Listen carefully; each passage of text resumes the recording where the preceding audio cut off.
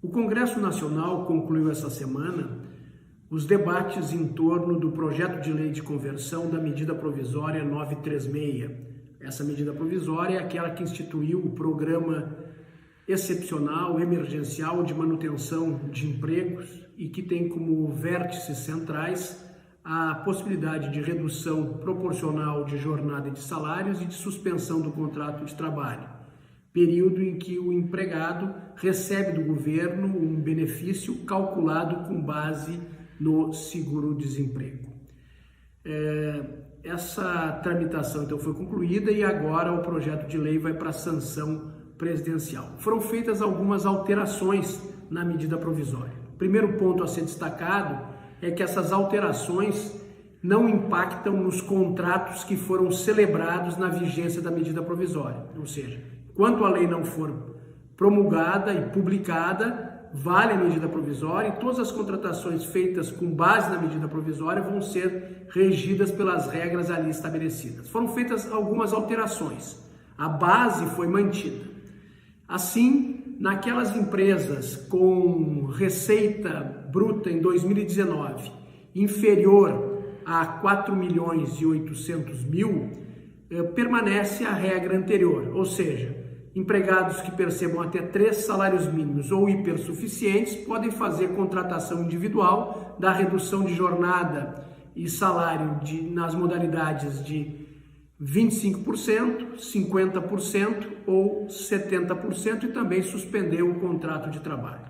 Nas empresas com receita acima disso, nada muda com relação à redução de jornada e salário no percentual de 25%. Nos demais casos, a régua muda, baixa para 2 salários mínimos. Então, eu só posso fazer a contratação individual com os empregados que percebam até 2 salários mínimos. Acima de 2 salários mínimos nessas empresas, acima de 3 salários mínimos nas empresas menores, a suspensão e a contratação de redução de jornada e salário dependerá de negociação coletiva, com a participação do sindicato.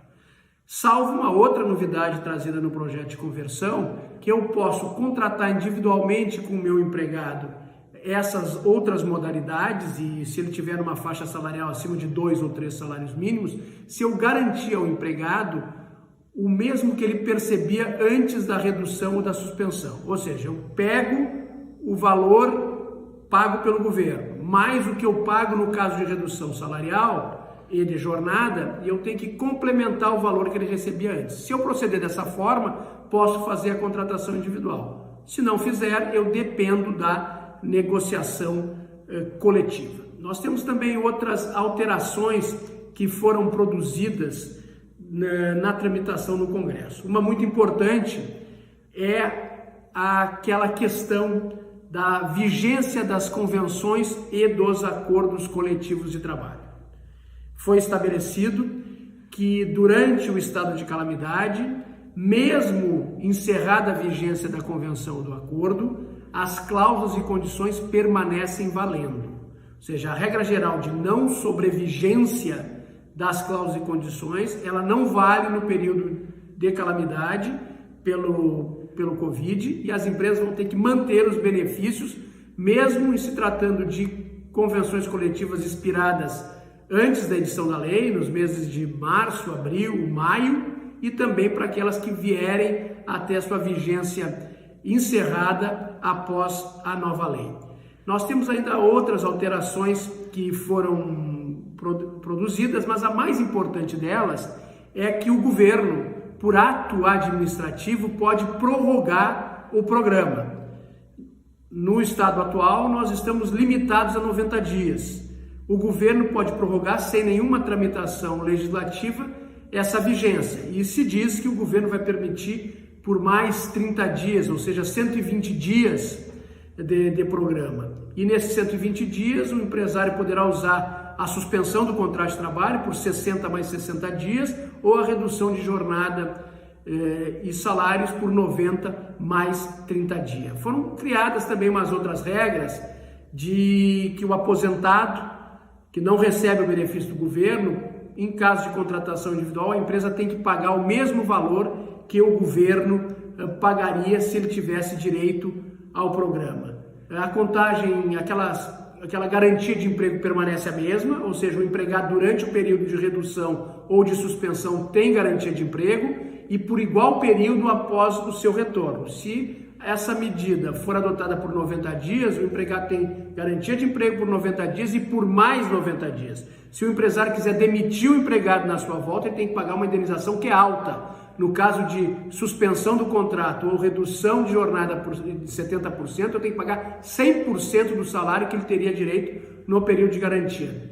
Isso baixa para 75% no caso de redução de jornada de 50% e de 50% no caso de redução de jornada em 25%. Também foi instituída uma regra de proibição de demissão de empregado deficiente durante o período do estado de calamidade.